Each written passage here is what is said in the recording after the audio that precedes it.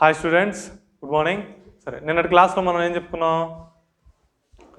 Coulomb's law of force అంటే ఏంటి, super position principal అంటే ఏంటో చెప్పాం. ఆ రెండు. ఇప్పుడు నెక్స్ట్ ఏంటిది, మనకి కంటిన్యూస్ ఛార్జ్ డిస్ట్రిబ్యూషన్స్ గురించి చెప్పుకుందాం అని చెప్పాను. Continuous charge distribution is nothing but when some amount of charge is given to a body. It may be one dimensional, two dimensional or three dimensional. ఏదైనా వన్ డైమెన్షనల్ ఆబ్జెక్ట్ కానీ, two dimensional object కానీ, three dimensional object కానీ మనం ఒక charge ఇచ్చాం అనుకోండి, దాన్ని ఏమంటాం అంటే కంటిన్యూస్ ఛార్జ్ డిస్ట్రిబ్యూషన్ అంటాం. ఫర్ ఎగ్జాంపుల్, ఒక వైర్ తీసుకున్నా, వైర్కి ఛార్జ్ ఇచ్చాను. వైర్ యొక్క స్టార్టింగ్ ఎండ్ నుంచి ఎండ్ వరకు కూడా మొత్తం ఛార్జ్ అనేది డిస్ట్రిబ్యూట్ ఉంటుంది. ప్లేట్ తీసుకున్నాం అనుకోండి, ప్లేట్కి ఛార్జ్ ఇచ్చాం. ఆ ప్లేట్ మొత్తానికి ఫస్ట్ నుంచి చివరి వరకు ఎక్కడైనా సరే ఛార్జ్ అనేది క్రియేట్ అవుతుంది. ఫర్ ఎగ్జాంపుల్, ఇదిగోండి, ఇది వైర్ అనుకుందాం. ఈ వైర్కి ఛార్జ్ ఇచ్చాను. ఈ వైర్ మీద టాప్ టు బాటమ్ మొత్తం కూడా ఛార్జ్ ఉంటుంది. ఇది కంటిన్యూస్ ఛార్జ్ డిస్ట్రిబ్యూషన్. అదేవిధంగా ప్లేట్ ఇచ్చాం అనుకోండి, ప్లేట్ తీసుకున్నాం. ఈ ప్లేట్కి ఛార్జ్ ఇచ్చాం అనుకోండి, ఈ ప్లేట్ మీద ఎక్కడైనా కూడా సర్ఫేస్ మీద మొత్తం ఛార్జ్ ఉండిపోతుంది. ఇది కంటిన్యూస్ ఛార్జ్ డిస్ట్రిబ్యూషన్. ఏదైనా క్యూబ్ తీసుకున్నాను, ఈ క్యూబ్కి ఛార్జ్ ఇచ్చా.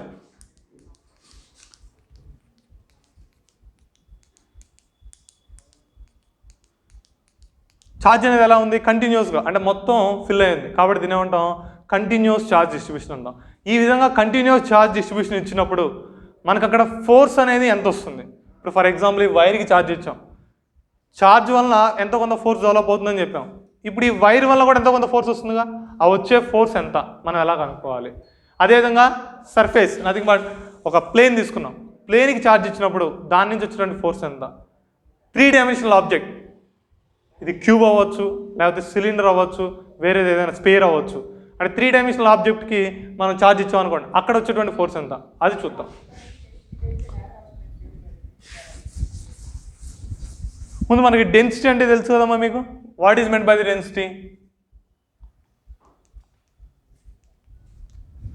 డెన్సిటీ అంటే ఏంటి? మనం ఇంతవరకు జనరల్గా డెన్సిటీ అంటే మాస్ బై యూనిట్ వాల్యూమ్ అని రాసుకున్నాం. Mass by volume is equal to density అన్నాం. అది దేని యొక్క డెన్సిటీ? మాస్ యొక్క డెన్సిటీ. జనరల్గా డెన్సిటీ అంటే ఏంటంటే, density is a physical quantity which can represent the physical quantity with respect to the geometrical shape or geometrical property. మనం తీసుకున్నటువంటి జామెట్రికల్ ప్రాపర్టీ దృష్ట్యా ఫిజికల్ క్వాంటిటీ ఎంత ఉంటుందో చెప్పేదాన్ని డెన్సిటీ అంటాం. మీకు డెన్సిటీ, మాస్ డెన్సిటీలోనే మూడు ఉంటాయి. లీనియర్ మాస్ డెన్సిటీ ఉంటుంది, సర్ఫేస్ ఏరియా మాస్ డెన్సిటీ ఉంటుంది, వాల్యూమ్ మాస్ డెన్సిటీ ఉంటుంది. లీనియర్ మాస్ డెన్సిటీని ఎప్పుడు వాడతాం? వన్ డైమెన్షనల్ ఆబ్జెక్ట్కి వాడతాం. ఫర్ ఎగ్జాంపుల్, ఒక తీగ తీసుకున్నాం అనుకోండి, వైర్. ఈ wire total mass capital M, mass per unit length అన్నాం అనుకోండి, అప్పుడు ఏం రాయాలి? Total mass by total length అని రాస్తాం. ఇది లీనియర్ మాస్ డెన్సిటీ. అదే సర్ఫేస్ మాస్ డెన్సిటీ అని కూడా అంటారు. సర్ఫేస్ మాస్ డెన్సిటీ అంటే అదే దేనికి ఉంటుంది? టూ డైమెన్షనల్ ఆబ్జెక్ట్కి ఉంటుంది. ఫర్ ఎగ్జాంపుల్, మనం ఏదైనా ఒక ప్లేట్ లేకపోతే ఒక క్యారమ్ బోర్డు తీసుకోండి. బోర్డు కూడా టూ డైమెన్షనల్ ఆబ్జెక్టే కదా. ఈ టూ డైమెన్షనల్ ఆబ్జెక్ట్లో ఏరియా ఎక్కువగా ఉంటుంది. కాబట్టి ఈసారి ఏం రాస్తాం? Mass by area. క్యూబ్ తీసుకున్నాం, క్యూబ్కి ఏమన్నా రాస్తాం? Mass by volume. సరే, ఇక్కడ mass by length, mass by area, mass by volume అని రాశారు కదా సార్, ఇది ఎప్పుడు రాయాలి అంటే, ఇక్కడ వైర్ తీసుకున్నా. వైర్ అనేది వన్ డైమెన్షనల్ ఆబ్జెక్ట్ అన్నాను అంటే దానికి ఏరియా వాల్యూమ్ ఉండదా? ఉంటుంది. ఇప్పుడు ఇక్కడ క్యారమ్ బోర్డ్ అన్నాం, క్యారమ్ బోర్డ్కి థిక్నెస్ ఉంటుందిగా, అంటే దానికి కూడా ఏరియా ఉంటుంది, లెంత్ ఉంటుంది, వాల్యూమ్ కూడా ఉంటుంది. క్యూబ్ తీసుకున్నాం, క్యూబ్కి కూడా లెంత్ ఉంటుంది, ఏరియా ఉంటుంది, వాల్యూమ్ ఉంటుంది. కానీ ఇక్కడ లెంత్ మాత్రం ఎందుకు తీసుకున్నాం, ఇక్కడ ఏరియా మాత్రం ఎందుకు తీసుకున్నాం, ఇక్కడ వాల్యూమ్ మాత్రం ఎందుకు తీసుకున్నాం? ఇది దేని బట్టి తీసుకోవాలి అంటే, the physical quantity which dominates the other. A physical quantity అయితే మిగిలిన వాటికంటే ఎక్కువగా ఉంటుందో దాన్ని తీసుకోవాలి. ఇక్కడ ఫర్ ఎగ్జాంపుల్, మనం వైర్ తీసుకున్నాం.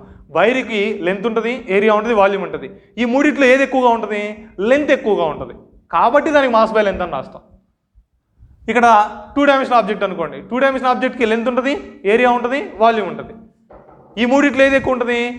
ఏరియా ఎక్కువ ఉంటుంది టూ డైమెన్షనల్ ఆబ్జెక్ట్లో. కాబట్టి మాస్ బై ఏరియా అని రాస్తాం. త్రీ డైమెన్షనల్ ఆబ్జెక్ట్కి అయితే వాల్యూమ్ ఎక్కువగా ఉంటుంది లెంత్ ఏరియాతో పోలిస్తే, కాబట్టి దానికి అక్కడ వాల్యూమ్ అని రాస్తాం. ఇక్కడ ఎలా అయితే మూడు లీనియర్ డెన్సిటీస్ అనేవి ఉన్నాయో, మనకి ఛార్జ్కి వచ్చేసరికి కూడా మూడు డెన్సిటీస్ ఉంటాయి.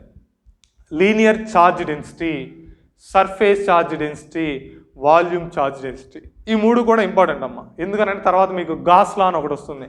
ఆ గాస్ లా అప్లికేషన్స్లో ఈ లీనియర్ ఛార్జ్ డెన్సిటీలు, సర్ఫేస్ ఛార్జ్ డెన్సిటీలు, వాల్యూమ్ ఛార్జ్ డెన్సిటీలు అనేవి అవసరం అవుతాయి. ఓకే, ఫస్ట్ ఏం చూద్దాం, linear charge density.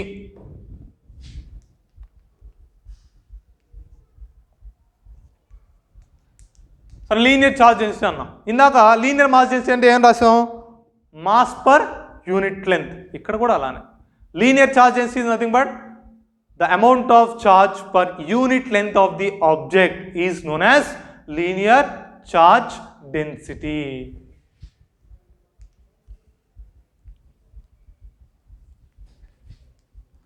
Linear charge density lambda is equal to ఏనాలి? Charge by length. ఇది లీనియర్ ఛార్జ్ డెన్సిటీకి ఫార్ములా. దీన్ని బట్టి మనం ఇక్కడ ఫోర్స్ అనేది కనుక్కుంటాం. ఎలాగో చూద్దాం. ఫర్ ఎగ్జాంపుల్ ఇదిగోండి, ఒక వైర్ తీసుకున్నాను, మెటాలిక్ వైర్. మనం ఛార్జ్ ఇచ్చేది ప్రతి కూడా మెటాలిక్ బాడీస్కే ఇస్తాం, ఇన్సులేటింగ్ బాడీస్కి. ఫర్ ఎగ్జాంపుల్ వుడ్ ఉంది, వుడ్కి ఛార్జ్ ఇస్తామా? ఇవ్వం. ఎందుకని? అది ఇన్సులేటర్, అది ఛార్జ్ తీసుకోదు. మనం ఎప్పుడన్నా ఫర్ ఎగ్జాంపుల్ బోర్డులో షాక్ కొడుతుంది అనుకోండి, మనం డైరెక్ట్గా చేతితో పట్టుకుంటే మనకి షాక్ కొట్టింది. అదే మనం ఒక స్టిక్ తీసుకొని వుడెన్ స్టిక్ తీసుకొని దాంతో, లేకపోతే మీ ఇంట్లో వుడెన్ స్కేల్ ఉందనుకోండి, ఆ స్కేల్తో స్విచ్ చేసాం అనుకో, షాక్ కొట్టిద్దా? కొట్టదు. ఎందుకని? వుడ్ అనేది ఇన్సులేటర్ కాబట్టి. అంటే మనం ఎప్పుడు ఛార్జ్ ఇచ్చినా అది దేనికి ఇస్తాం? మెటాలిక్ బాడీస్కి ఇస్తాం. మెటాలిక్ బాడీస్ అంటే ఐరన్ కావచ్చు, కాపర్ కావచ్చు, జింక్ కావచ్చు, అల్యూమినియం కావచ్చు, ఇవన్నీ కూడా దేని కిందకు వస్తాయి? మెటల్స్ కిందకు వస్తాయి. ఇప్పుడు ఒక మెటాలిక్ వైర్ తీసుకున్నా, ఈ వైర్కి నేను ఛార్జ్ ఇచ్చాను,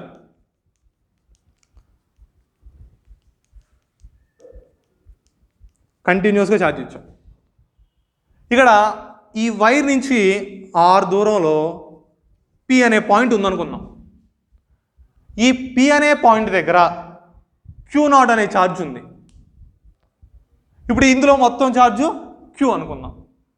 ఇక్కడేమో Q అనే ఛార్జ్ ఉంది, ఇక్కడేమో Q0 అనే ఛార్జ్ ఉంది. ఇది మొత్తం కలిపి Q, కొంచెం కాదు. ఇప్పుడు ఈ రెండు మధ్యలో ఫోర్స్ ఆఫ్ అట్రాక్షన్ కావచ్చు, ఫోర్స్ ఆఫ్ రిపల్షన్ కావచ్చు, ఏదో ఒకటి ఉంటుంది కదా, ఇంటరాక్షన్ అనేది ఉంటుంది. ఆ ఫోర్స్ ఎంతో మనం కనుక్కోవాలి. ఎలా అంటే ఇది మొత్తాన్ని పాయింట్ ఆబ్జెక్ట్ కింద తీసుకోగలుగుతామా? పాయింట్ ఛార్జ్ కింద. మనకి కూలుమ్స్లో చెప్పానన్నా, కూలుమ్స్లో ఎక్కడ వర్తిస్తుందని చెప్పా? ఓన్లీ ఫర్ ది పాయింట్ ఛార్జెస్కి మాత్రమే కూలుమ్స్లా, మిగతా వాటి కూలుమ్స్లో అప్లై అవ్వదు. అయితే ఇక్కడ మనం కూలుమ్స్లో అప్లై చేస్తాం. ఎలా అప్లై చేస్తాము అంటే, ఫర్ ఎగ్జాంపుల్ ఇదిగోండి, దీంట్లో నేను ఒక చిన్న పార్ట్ తీసుకున్నాను ఇంతవరకు. దీని లెంత్ ఏమనుకుందాం అంటే డిఎల్ అనే లెంత్ అనుకుందాం. ఈ మొత్తం ఛార్జ్ Q, ఈ కొద్దిగా ఉండేటువంటి ఛార్జ్ని నేను DQ అనుకుంటున్నా. ఇప్పుడు ఇది DQ లెంత్. ఫర్ ఎగ్జాంపుల్ ఇది 1 సెంటీమీటర్ అనుకోండి. ఈ రెండింటి మధ్యలో ఉండేటువంటి దూరం 1 మీటర్ అనుకోండి. ఇప్పుడు 1 మీటర్ పెద్దదా, 1 సెంటీమీటర్ పెద్దదా? 1 మీటర్ పెద్దది కదా. ఎన్ని టైమ్స్ పెద్దది? 100 టైమ్స్ పెద్దది. కాబట్టి ఇది చిన్నదిగా ఉంది. అంటే when distribution is very very less than the distance, it will be taken as a point charge. ఇక్కడ ఈ రెండింటి మధ్యలో ఉండేటువంటి దూరం అనేది వీటి యొక్క లెంత్ కంటే ఎక్కువగా ఉందనుకోండి, అప్పుడు దీన్ని మనం ఎలా తీసుకుంటాం?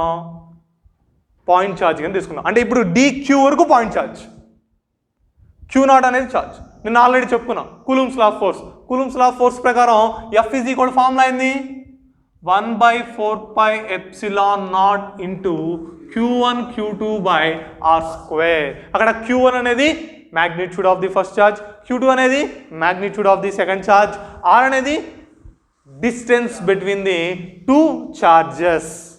నెక్స్ట్ ఇంకా వెక్టార్ ఫార్ములా రాయాలంటే F bar is equal to R cap. R cap అనేది ఏం తెలియజేస్తుంది? డైరెక్షన్ని తెలియజేస్తుంది. ఇక్కడ కూడా అలానే. ఇప్పుడు కూలుమ్స్లో అప్లై చేద్దాం. ఇప్పుడు మనం ఈ టోటల్ రాడ్ వల్ల వచ్చే ఫోర్స్ కనుక్కుంటున్నామా? లేదు. ఈ కొంత పార్ట్ వల్ల వచ్చేటువంటి ఫోర్స్ మాత్రమే కనుక్కుంటున్నాం. కాబట్టి స్మాల్ అమౌంట్ ఆఫ్ ఫోర్స్, అదే DF అని రాద్దాం. ముందు DF అని రాద్దాం. డిఎఫ్ అంటే force due to the element DL అనేటువంటి ఎలిమెంట్ వల్ల వచ్చేటువంటి ఫోర్స్ని డిఎఫ్తో మనం ఇండికేట్ చేస్తున్నాము. ఇప్పుడు DF is equal to 1/4πε0 into Q1 Q2 by are square అని రాస్తాం. 1/4πε0 మారిద్ది. అది ఎప్పుడు మారుతుంది? మనం తీసుకున్నటువంటి మీడియం కనుక ఫ్రీ స్పేస్ ఆర్ వ్యాక్యూమ్ అయినట్లయితే ఇక్కడ ε0 ఉంటుంది. ఫ్రీ స్పేస్ కానీ వ్యాక్యూమ్ కానీ కాకుండా వేరే ఏదైనా సరే, ఎయిర్ కావచ్చు, లిక్విడ్ కావచ్చు, వాటర్ కావచ్చు, ఇలా ఉన్నప్పుడు ఈ ε0 ప్లేస్లో ఏం చేయాలి? ఎప్సిలాన్ అని రాసుకోవాలి. ఓకే, ఇక్కడ Q1 అన్నా. Q1 అంటే magnitude of the first charge. ఇక్కడ ఫస్ట్ ఛార్జ్ మ్యాగ్నిట్యూడ్ ఎంత? DQ. కాబట్టి ఇక్కడ ఏం రాయాలి? DQ ఇంటూ Q2 అన్నాం. Q2 అంటే magnitude of the second charge. ఇక్కడ సెకండ్ ఛార్జ్ మ్యాగ్నిట్యూడ్ ఎంత? Q0. కాబట్టి DQ into Q0 by r అంటే distance between the two charges. అంటే రాసు ఇక్కడ కూడా ఆరే అనుకున్నాం కాబట్టి ఏం మార్చలేదు, ఆర్ స్క్వేర్ అని రాసుకుంటే సరిపోతుంది. ఓకే, ఇక్కడ DQ into Q0 by are square. ఇది మ్యాగ్నిట్యూడ్ మాత్రమే. డిఎఫ్ అని రాసి ఎఫ్ బార్ అని రాయలేదు. ఎఫ్ బార్ అని రాస్తే వెక్టార్, పక్కన డైరెక్షన్ కూడా ఉండాలి. ఇప్పుడు దీన్ని డైరెక్షన్ కింద మార్చాం అనుకోండి, DF bar is equal to పక్కనే రాయాలి ఆర్ క్యాప్, సరిపోయింది. ఇప్పుడు ఇది ఈ ఒక్క ఎలిమెంట్ వల్లనే వచ్చేది. ఇది ఇలాగనే ఏం చేయాలి, ఈ మొత్తాన్ని విడగొట్టుకోవాలి. ఇది ఒక పార్ట్, పైన రెండో పార్ట్, మూడో పార్ట్, నాలుగో పార్ట్, ఇలా నెంబర్ ఆఫ్ పార్ట్స్ కింద సపరేట్ చేసి మొత్తాన్ని ఏం చేయాలి, యాడ్ చేయాలి. అయితే ఫర్ ఎగ్జాంపుల్ దీన్ని మనం ఒక 100 పార్ట్స్ చేసాం అనుకోండి, ఈ 100 పార్ట్స్లో మనం ఎందుకు అనుకోవడం ఎంత కష్టం, చాలా కాంప్లికేషన్ వస్తుంది. మొత్తాన్ని కనుక్కోవాలి, మళ్ళీ యాడ్ చేసుకోవాలి. ఇంత అవసరం లేకుండా ఏం చేయొచ్చు, ఇంటిగ్రేషన్ చేస్తే సరిపోతుంది. మీకు ఇంటిగ్రేషన్ అనేది సెకండ్ ఇయర్లో వస్తుంది, సెకండ్ ఇయర్ మ్యాథ్స్లో వచ్చింది. అప్పుడు మీకు క్లియర్గా అర్థమైంది. ఆల్రెడీ నేను ఫస్ట్ ఇయర్ ఇంట్రడక్షన్ చెప్పినట్టు నాకు కొద్దిగా ఎప్పుడు వస్తుంది ఏంటి అనేది. ఓకే, దాని ప్రకారంగా ఇప్పుడు టోటల్ ఫోర్స్ ఎఫ్ బార్ కావాలనుకోండి, ఇంటిగ్రల్ డిఎఫ్ బార్ చేయాలి. ఇంటిగ్రల్ డిఎఫ్ బార్ అంటే ఏం రాస్తాం, integral 1/4πε0 into DQ into Q0/r² into are cap. ఇప్పుడు ఇందులో Q0 అనేది కాన్స్టెంటా వేరియబులా? Q0 ఏమైనా మారిద్దా? మారదు, కాబట్టి Q0 constant. Next 1/4π constant, ε0 constant, అంటే dq r² ఆర్ క్యాప్, ఇవి మాత్రమే వేరియబుల్స్. అవి లోపలే ఉంచాలి. ఇంటిగ్రేషన్ చేసేటప్పుడు గుర్తుంది కదమ్మా, ఎప్పుడైనా మనం ఇంటిగ్రేషన్ చేసేటప్పుడు ఇంటిగ్రేషన్ లోపల ఉన్నటువంటి కాన్స్టెంట్ టర్మ్స్ని మాత్రం బయటికి రాసుకోవాలి, వేరియబుల్స్ని మాత్రమే లోపల ఉంచుకోవాలి. మీకు ఆల్రెడీ డిఫరెన్షియేషన్ వస్తుంది. డిఫరెన్షియేషన్లో ఏం చేస్తారు, కాన్స్టెంట్ బయట రాసుకుంటారు, వేరియబుల్ మాత్రం లోపల ఉంటుంది. ఇక్కడ కూడా అంతే, ఇంటిగ్రేషన్ చేసేటప్పుడు కూడా కాన్స్టెంట్ని బయట రాస్తాం, వేరియబుల్ మాత్రమే లోపల ఉంచుకుంటాం. ఇక్కడ వేరియబుల్ ఏమవుతుంది, ఇప్పుడు DF bar is equal to Q0/4πε0 into integral dq/r² into are cap. ఇప్పుడు ఇక్కడ dq అన్నాం, మనకు తెలుసా, అది తెలియదు కదా. మరి దేని ద్వారా కనుక్కోవాలి, ఈ ఫార్ములా ద్వారా కనుక్కోవాలి. Linear charge density lambda is equal to ఏం రాసాం, చార్జ్ బై లెంత్ అని రాసాం. ఇక్కడ ఇందులో చార్జ్ ఎంత అనుకున్నాను, dq అనుకున్నా, లెంత్ ఎంత అనుకున్నాను, dl అనుకున్నాం. అంటే ఇక్కడ చార్జ్ ప్లేస్ ఏం సబ్స్టిట్యూట్ చేయాలి, dq సబ్స్టిట్యూట్ చేయాలి. లెంత్ ప్లేస్ ఏం సబ్స్టిట్యూట్ చేయాలి, dl సబ్స్టిట్యూట్ చేయాలి. అంటే ఇప్పుడు మనం రాయాల్సింది ఏంటి, lambda is equal to dq/dl.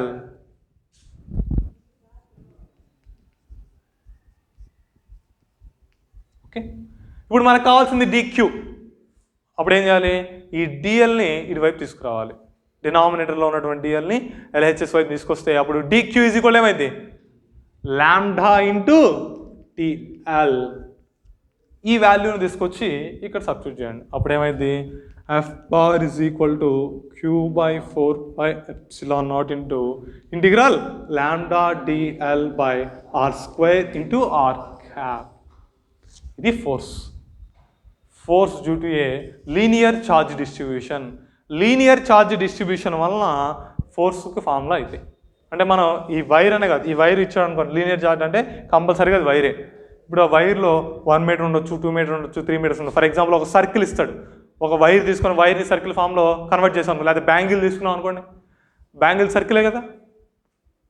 ఇప్పుడు అది కూడా ఏంటిది, ఒక లైనే, నథింగ్ బట్ ఫర్ ఎగ్జాంపుల్ ఈ సర్కిల్ బ్యాంగిల్ ఎలా ఉంది, దీన్ని కట్ చేసి ఇలా తిప్పి అదేంటిది వైరే. డిస్క్ అయితే మళ్ళీ ఏరియా, రింగ్ మార్క్ ఏంటిది, లైన్ కిందే వస్తుంది. ఇప్పుడు రింగ్ ఎల్ ప్లేస్లో ఏం రాయాలి, రింగ్ ప్లేస్లో ఇంటిగ్రల్ డిఎల్ అన్నాం.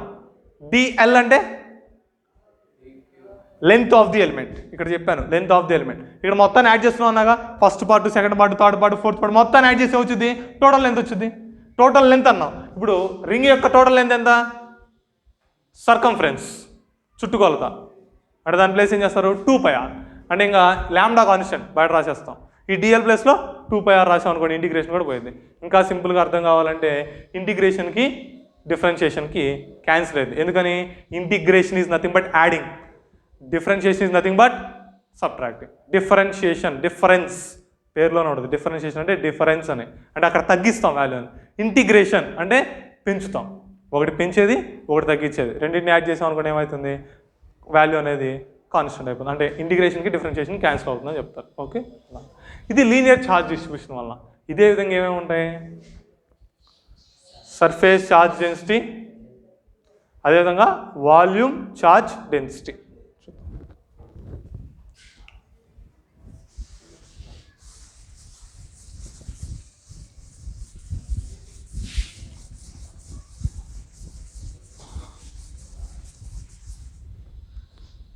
సరే, ఇక్కడ నెక్స్ట్ ఏంటమ్మా, సర్ఫేస్ ఛార్జ్ డెన్సిటీ కదా.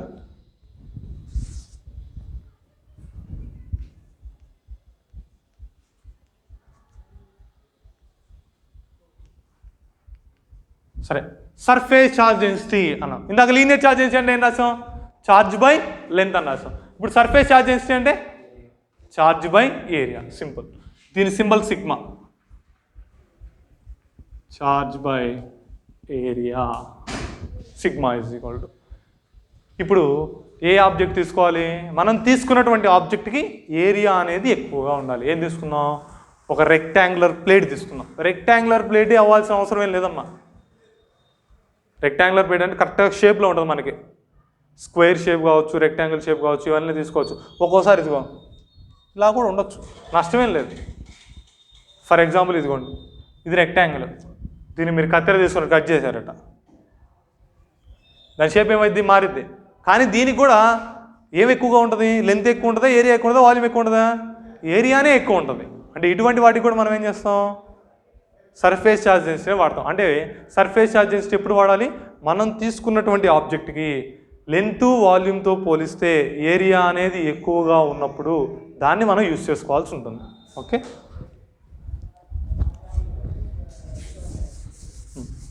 ఇప్పుడు 2 డైమెన్షనల్ ఆబ్జెక్ట్ తీసుకున్నాను. ఇదిగోండి, ఈ 2 డైమెన్షనల్ ఆబ్జెక్ట్ ఇదిగో ప్లేట్ ఇలా ఉంది, దీనికి నేను ఛార్జ్ ఇచ్చా సేమ్ ఇందాకట్లానే. టోటల్ ఛార్జ్ ఎంత, క్యూ అనుకుందాం. సేమ్ ఇక్కడి నుంచి R డిస్టెన్స్లో Q0 అనేటువంటి ఛార్జ్ ఉంది. ఈ Q0 దగ్గర నేను ఫోర్స్ కనుక్కోవాలి. సేమ్ యాసిస్ ఇందాకట్లానే చేద్దాం.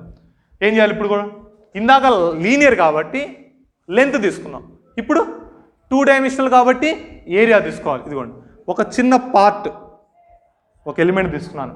ఈ ఎలిమెంట్ యొక్క ఏరియాని ds అనుకుందాం. ఇందులో ఉండేటువంటి ఛార్జ్ని dq అనుకుందాం.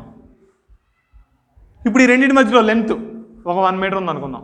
ఇంతవరకు ఏరియా ఒక 10 సెంటీమీటర్ స్క్వేర్ అనుకోండి.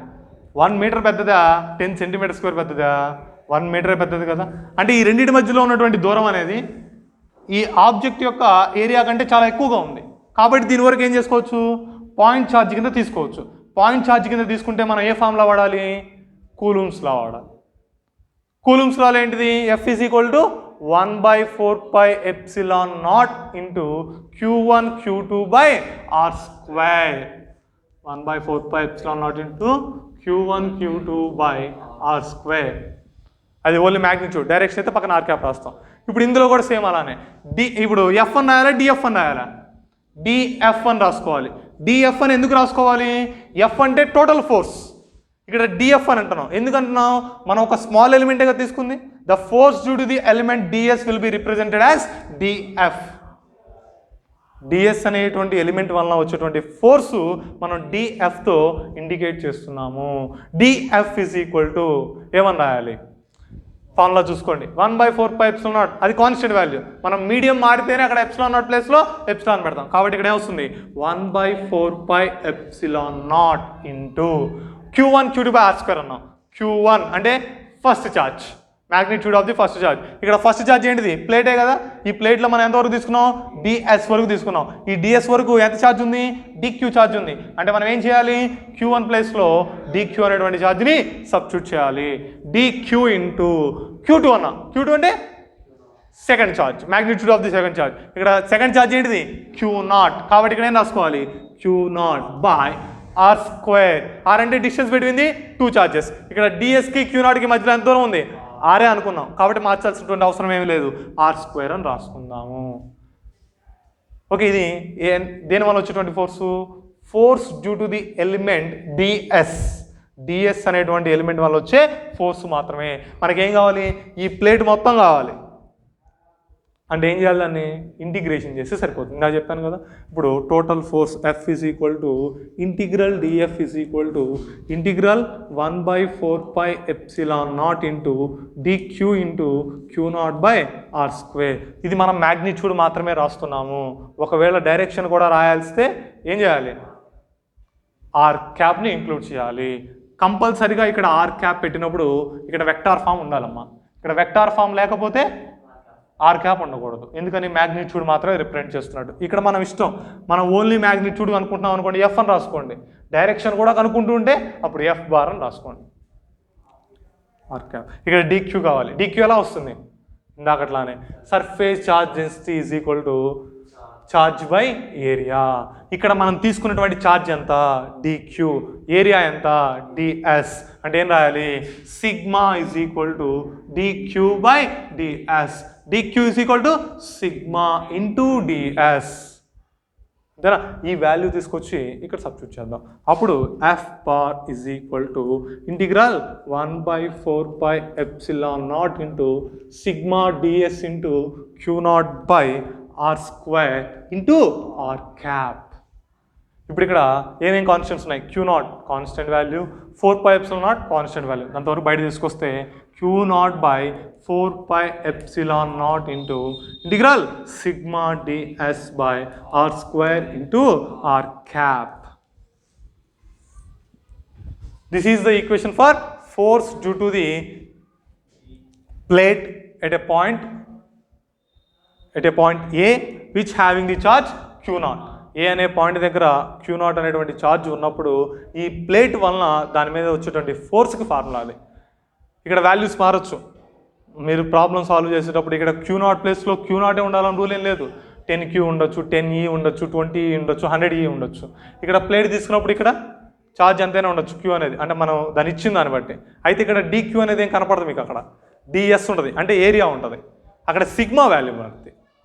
సిగ్మా అంటే ఛార్జ్ బై ఏరియా. ఒక్కోసారి ఏం చేస్తారంటే ఏమనిస్తారంటే the plate of the rectangular plate of length 10 cm and breadth 1 meter having a charge అంటాడు. అప్పుడు ఏం చేయాలి, charge by area. Length 10 cm అన్నాడు, బ్రెడ్త్ 1 meter అన్నాడు. 10 cm మీటర్లోకి మార్చుకోవాలి, బ్రెడ్త్ 1 meter ఉంది. ఆ రెండు వాల్యూస్ సబ్స్టిట్యూట్ చేస్తే అనుకో L/B ఏరియా వచ్చింది. ఛార్జ్ ఎంతో కొంత ఇస్తారు కదా, ఇచ్చిన వాల్యూ పైన సబ్స్టిట్యూట్ చేస్తే సిగ్మా వచ్చింది. అంటే మీరు ఈ ప్రాబ్లమ్స్ చేసేటప్పుడు ఏం చేయాలి, కంపల్సరీగా ముందు సిగ్మా కనుక్కోవాలి. సిగ్మా కనుక్కున్న తర్వాత చేసుకోవాలి. ఒక్కోసారి సిగ్మానే కనుక్కోమంటాడు, అప్పుడు మిగతా ఇస్తాడు. ఓకే, అది ఎలా అనేది ప్రాబ్లమ్స్ చెప్పేటప్పుడు చూద్దాం. ఇది సర్ఫేస్ ఛార్జ్ డెన్సిటీ. నెక్స్ట్ ఇంకోటి ఏం రాయాలి, వాల్యూమ్ ఛార్జ్ డెన్సిటీ. అంటే ఇక్కడ ఏమొస్తుంది, సర్ఫేస్ ప్లేస్లో వాల్యూమ్, అంతేనా? అంటే డిఎస్ ప్లేస్లో డివి. మారేది ఏముండదు ఇక్కడ. లీనియర్ ఛార్జ్ డెన్సిటీ అనుకోండి ఎల్ వస్తుంది, సర్ఫేస్ ఛార్జ్ డెన్సిటీ అయితే ఎస్ వచ్చింది, వాల్యూమ్ ఛార్జ్ డెన్సిటీ అయితే వి వచ్చింది.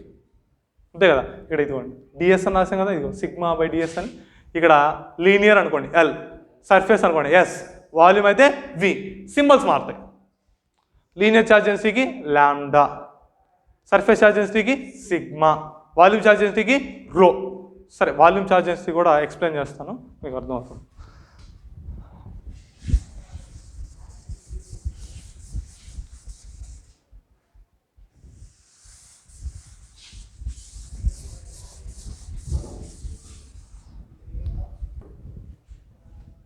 Volume charge density,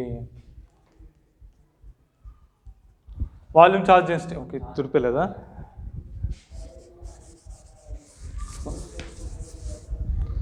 volume charge density